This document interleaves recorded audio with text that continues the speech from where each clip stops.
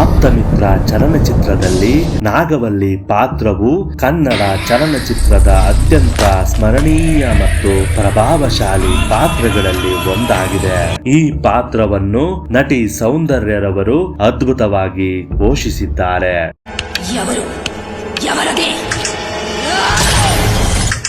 ನಾಗವಲ್ಲಿ ಒಬ್ಬ ಪುರಾತನ ಕಾಲದ ಸುಂದರ ನರ್ತಕಿ. ತಮಿಳುನಾಡಿನ ರಾಜನ ಆಸ್ಥಾನದಲ್ಲಿದ್ದ ಈಕೆಯನ್ನು ಒಬ್ಬ ಮಲೆನಾಡು ಪ್ರಾಂತ್ಯದ ರಾಜ ನರಸಿಂಹ ಅಥವಾ ನಾಗಾಭರಣ ಬಲವಂತವಾಗಿ ಅರಮನೆಗೆ ಕರೆತರುತ್ತಾನೆ.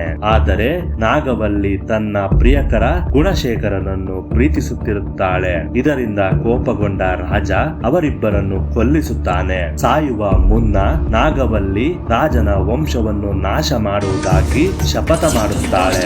ನಾಗವಲ್ಲಿ ಅರಮನೆಯಲ್ಲಿ ವಾಸವಾಗಿದ್ದರೂ ಆಕೆ ಮನಸ್ಸಿನಲ್ಲಿ ತನ್ನ ಪ್ರೇಮಿ ಗುಣಶೇಖರನನ್ನೇ ಸ್ಮರಿಸುತ್ತಾಳೆ. ಗುಣಶೇಖರ್ ತನ್ನ ಪ್ರೇಯಸಿಯನ್ನು ಹುಡುಕಿಕೊಂಡು ಅರಮನೆಯ ಪಕ್ಕದ ಮನೆಯಲ್ಲೇ ವಾಸವಿರುತ್ತಾನೆ.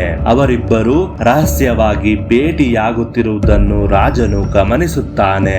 ಒಂದು ದಿನ ದುರ್ಗಾಷ್ಟಮಿ ಸಮಯ ನಾಗವಲ್ಲಿ ಮತ್ತು ಗುಣಶೇಖರನ್ ತಪ್ಪಿಸಿಕೊಳ್ಳಲು ಪ್ರಯತ್ನಿಸಿದಾಗ ರಾಜನು ಕೋಪಗೊಂಡು ಗುಣಶೇಖರನನ್ನು ನಾಗವಲ್ಲಿಯ ಕಣ್ಣೆದುರೇ ಶಿರಶ್ಛೇದನ ಮಾಡಿ ಕೊಲ್ಲುತ್ತಾನೆ. ನಂತರ ನಾಗವಲ್ಲಿಯನ್ನು ಅರಮನೆಯ ಕೋಣೆಯಲ್ಲಿ ಕೂಡಿ ಹಾಕುತ್ತಾನೆ. ತನ್ನ ಪ್ರೇಮಿಯ ಸಾವಿನಿಂದ ನೊಂದ ನಾಗವಲ್ಲಿ ಅದೇ ಕೋಣೆಯಲ್ಲಿ ಆತ್ಮಹತ್ಯೆ ಮಾಡಿಕೊಳ್ಳುತ್ತಾಳೆ. ಸಾಯುವ ಮುನ್ನ ಮುಂದೆ ಒಂದು ದಿನ ನಾನು ಹಿಂತಿರುಗಿ ಬಂದು ನಿನ್ನನ್ನು ಸಂಹರಿಸುತ್ತೇನೆ ಎಂದು ಶಪಥ ಮಾಡುತ್ತಾಳೆ. ಅಂದಿನಿಂದ ಆಕೆಯ ಆತ್ಮ ಮತ್ತು ಆಕೆಯ ಆಭರಣಗಳು ಆ ಕೋಣೆಯಲ್ಲಿ ಬಂದಿಯಾಗಿರುತ್ತವೆ ಎಂದು ನಂಬಿಕೆ ಇರುತ್ತದೆ.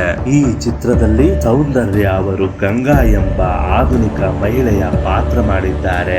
ಗಂಗಾ ತನ್ನ ಪತಿ ರಮೇಶ್ ಜೊತೆ ಹಳೆಯ ಅರಮನೆಗೆ ಬಂದಾಗ ಅಲ್ಲಿನ ನಾಗವಲ್ಲಿಯ ಕತೆ ಕೇಳಿ ಅವಳ ಬಗ್ಗೆ ಅತಿಯಾದ ಅನುಕಂಪ ಬೆಳೆಸಿಕೊಳ್ಳುತ್ತಾಳೆ. ಈ ಮಾನಸಿಕ ಸ್ಥಿತಿಯು ಮಲ್ಟಿಪಲ್ ಪರ್ಸನಾಲಿಟಿ ಡಿಸಾರ್ಡರ್ ಎಂಬ ಸ್ಥಿತಿಗೆ ತಲುಪಿ ಗಂಗಾ ತನ್ನನ್ನೇ ತಾನು ನಾಗವಲ್ಲಿ ಎಂದು ಭಾವಿಸಲು ಶುರು ಮಾಡ್ತಾಳೆ. ಚಿತ್ರದ ನಾಯಕಿ ಗಂಗಾ ನಾಗವಲ್ಲಿಯ ಈ ಕರುಣಾಕರ ಕಥೆಯನ್ನು ಕೇಳಿದಾಗ ಮತ್ತು ಆಕೆಯ ಆಭರಣಗಳನ್ನು ನೋಡಿದಾಗ ಆಕೆಯ ಮೇಲೆ ತೀವ್ರವಾದ ಮಾನಸಿಕ ಪ್ರಭಾವ ಉಂಟಾಗುತ್ತದೆ. ಗಂಗಾ ತನ್ನನ್ನು ತಾನು ನಾಗವಲ್ಲಿ ಎಂದು ಭಾವಿಸಲು ಶುರು ಮಾಡ್ತಾಳೆ. ತನ್ನ ಪ್ರೀತಿಗೆ ಅಡ್ಡವಾದ ಪತಿ ರಮೇಶನನ್ನು ಮತ್ತು ರಾಜನೆಂದು ಭಾವಿಸಿರುವ ವಿಷ್ಣುವರ್ಧನನನ್ನು ತಪ್ಪಾಗಿ ಭಾವಿಸಿ ಕೊಲ್ಲಲು ಮುಂದಾಗ್ತಾಳೆ. ಒಂದು ಕ್ಷಣ ಸೌಮ್ಯ ಸ್ವಭಾವದ ಗಂಗಾ ಆಗಿ ಕಾಣುವ ಸೌಂದರ್ಯ ಮರುಕ್ಷಣವೇ ಕ್ರೋಧ ಭರಿತವಾಗಿ ನಾಗವಲ್ಲಿಯಾಗಿ ಬದಲಾಗುವ ರೀತಿ ಅದ್ಭುತವಾಗಿದೆ. ರಾರಾ ಹಾಡಿನಲ್ಲಿ ನಾಗವಲ್ಲಿಯ ಆವೇಶ, ಕಣ್ಣುಗಳ ಚಲನೆ ಮತ್ತು ನೃತ್ಯದ ಮೂಲಕ ವ್ಯಕ್ತವಾಗಿರುವ ರೌದ್ರಾವತಾರ ಇಂದಿಗೂ ಮೈ ಜುಮ್ ಎನಿಸುತ್ತೆ. ಈ ಚಿತ್ರದಲ್ಲಿ ವಿಷ್ಣುವರ್ಧನ್ ಅವರ ನ್ಯಾಚುರಲ್ ಆಕ್ಟಿಂಗ್, ರಮೇಶ್, ಪ್ರೇಮ, ದ್ವಾರಕೀಶ್ ಮತ್ತು ಎಲ್ಲಾ ಕಲಾವಿದರ ಅಭಿನಯ ಅದ್ಭುತವಾಗಿದೆ. ಈ ಚಿತ್ರದಲ್ಲಿ ಗುರು ಕಿರಣ್ ಅವರ ಸಂಗೀತ, ಪಿ ವಾಸು ಅವರ ಡೈರೆಕ್ಷನ್ ಅದ್ಭುತವಾಗಿದೆ. ಇದು ನಟಿ ಸೌಂದರ್ಯ ಅವರ ಕೊನೆಯ ಚಿತ್ರವೂ ಹೌದು. ಈ ಪಾತ್ರಕ್ಕೆ ಅವರು ನೀಡಿದ ಜೀವ, ಭಾವನೆಗಳು ಮತ್ತು ತೀವ್ರತೆ ಅವರಿಗೆ ದೊಡ್ಡ ಹೆಸರನ್ನು ತಂದುಕೊಟ್ಟಿತ್ತು. ಅದ್ಭುತ ಚಿತ್ರಗಳಲ್ಲಿ ಒಂದಾದ ಆಪ್ತರಕ್ಷಕ ಚಲನಚಿತ್ರವು ಹೊಸ ತಿರುವನ್ನು ಪಡೆಯುತ್ತದೆ. ಮೊದಲ ಭಾಗವಾದ ಆಪ್ತಮಿತ್ರದಲ್ಲಿ ನಾಗವಲ್ಲಿಯನ್ನು ಕೇವಲ ಒಬ್ಬ ನರ್ತಕಿ ಮತ್ತು ಸಂತ್ರಸ್ತೆಯಾಗಿ ತೋರಿಸಿದ್ದಾರೆ. ಆದರೆ ಈ ಚಿತ್ರದಲ್ಲಿ ಅವಳ ಮತ್ತೊಂದು ಮುಖವನ್ನು ಪರಿಚಯಿಸಲಾಗಿದೆ. ಡಾಕ್ಟರ್ ವಿಜಯ್ ಮತ್ತು ಆಚಾರ್ಯರು ನಡೆಸಿದ ಸಂಶೋಧನೆಯ ಪ್ರಕಾರ ನಾಗವಲ್ಲಿ ಕೇವಲ ಒಬ್ಬ ನರ್ತಕಿಯಾಗಿರಲಿಲ್ಲ.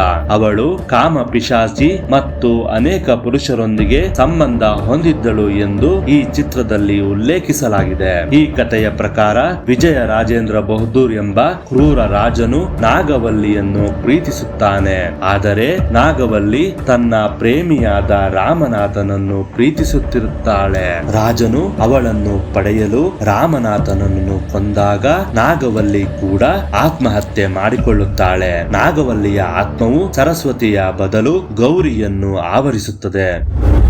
ಗೌರಿಯು ಲೈಬ್ರರಿಯಲ್ಲಿ ರಾಜನ ಬಗ್ಗೆ ಮಾತನಾಡುವಾಗ ಆ ಕತೆಗೆ ಮಾರು ಹೋಗಿ ತನ್ನನ್ನು ತಾನು ನಾಗವಲ್ಲಿ ಎಂದು ಭಾವಿಸಲು ಪ್ರಾರಂಭಿಸುತ್ತಾಳೆ. ಚಿತ್ರದ ಕೊನೆಯಲ್ಲಿ 120 ವರ್ಷಕ್ಕಿಂತ ಹೆಚ್ಚು ಕಾಲ ಬದುಕಿರುವ ವಿಜಯ ರಾಜೇಂದ್ರ ಬಹದ್ದೂರ್ ರಾಜನನ್ನು ಪತ್ತೆ ಹಚ್ಚಿ ಗೌರಿಯ ದೇಹದಲ್ಲಿರುವ ನಾಗವಲ್ಲಿಯನ್ನು ಸಮಾಧಾನಪಡಿಸಲು ಅಥವಾ ಸಮಸ್ಯೆಯನ್ನು ತೊಡೆದು ಹಾಕಲು ಡಾಕ್ಟರ್ ವಿಜಯ್ ಯಶಸ್ವಿಯಾಗುತ್ತಾನೆಂದು ತೋರಿಸಲಾಗಿದೆ. ನಾವು ನೋಡಿದ ಈ 2 ಚಲನಚಿತ್ರಗಳಲ್ಲಿ ನಾಗವಲ್ಲಿಯ ಪಾತ್ರ ನಮ್ಮನ್ನು ಕಾಡಿದಂತೂ ಸತ್ಯ. ಕೆಲವು ದಿನಗಳ ಕಾಲ ನಾಗವಲ್ಲಿಯ ಪಾತ್ರದ ಬಗ್ಗೆ ಯೋಚನೆ ಮಾಡಿದಂತೂ ಸತ್ಯ. ಇದಾಗಿತ್ತು ಇವತ್ತಿನ ಆಪ್ತಮಿತ್ರ ಮತ್ತು ಆಪ್ತರಕ್ಷಕ ಚಿತ್ರದ ನಾಗವಲ್ಲಿಯ ಪಾತ್ರದ ಕುರಿತಾದ ಇಂಟ್ರೆಸ್ಟಿಂಗ್ ವಿಡಿಯೋ.